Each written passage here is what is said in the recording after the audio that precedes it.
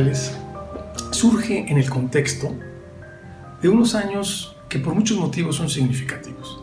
Por un lado, 1928, el asesinato de Álvaro Obregón, el último que atrevió a reelegirse presidente de la República, y por el otro, 1934, el inicio del gobierno de Lázaro Cárdenas. En ese contexto tenemos, por ejemplo, la consolidación del movimiento obrero y campesino, que después iba a ser muy importante para la gobernabilidad en México. Tenemos también la crisis económica, el inicio de la educación socialista, y entre muchos otros factores, yo creo que hay que destacar dos tendencias del pensamiento y del arte. Por un lado, el vanguardismo o modernismo, que es minoritario, pero es muy importante a lo largo del siglo XX en pensadores como Octavio Paz y en general el Grupo Vuelta. Por otro lado, en esos años, entre 1928 y 1934, tenemos autores que se preocupan por la patria, por hacer un uso artístico del lenguaje y de la pintura al servicio del Estado y de las causas obreras, y que en sus estudios su preocupación fundamental, si no es que única, son temas exclusivamente mexicanos. Pienso, por ejemplo, en Otón de Mendizábal, que en esos años iba a ser también director del instituto. Conforme el instituto se desarrolla ya hacia los años 60, 70, en México y en América Latina, muchos de sus principales académicos combaten los mitos de la cultura nacional y una serie de políticas que iban a restringir el desarrollo de las ciencias sociales. Pienso, por ejemplo, que desde el instituto se estudia la democracia y sus condiciones en un contexto del presidencialismo.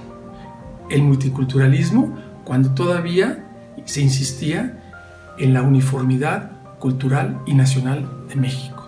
Pienso también, por supuesto, en los movimientos sociales, en los contextos en los que el Estado ejercía un control enorme sobre la vida política y académica en México.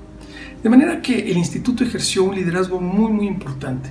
Yo recuerdo hacia 1985, siendo estudiante de Ciencias Sociales en otra universidad que no era la UNAM, uno de mis profesores, a quien yo admiraba mucho y de quien aprendí mucho, insistía en que en el instituto y en especial en su revista, en la Revista Mexicana de Sociología, se estaban desarrollando las metodologías y las propuestas en distintos ámbitos de las ciencias sociales más importantes de la época actual.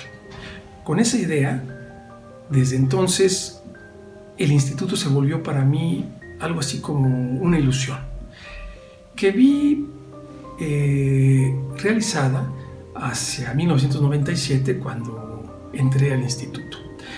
Para entonces yo ya había publicado un libro cuyo título es Biografía Política de Octavio Paz, que en ciertos contextos no iba a ser muy bien aceptado porque Octavio Paz era una figura, entre comillas, más bien cercana al pensamiento conservador y reaccionario en México. Una idea totalmente falsa. Sin embargo, en el instituto encontré una sincera y muy consciente aceptación de mi trabajo. Posteriormente comencé a estudiar el nacionalismo mexicano en la época actual. Después publiqué otro libro sobre el nacionalismo mexicano en el siglo XIX y recientemente otro más sobre el nacionalismo mexicano en los Estados Unidos. En todos estos estudios en los que estoy haciendo actualmente, he encontrado en el instituto no solo una infraestructura y una red de apoyos para mí muy, muy significativa, sino que he encontrado amistad, he encontrado oportunidades de diálogo, encuentros, también desencuentros. Todo todo lo cual ha sido para mí muy significativo para el desarrollo de mi trabajo académico y docente.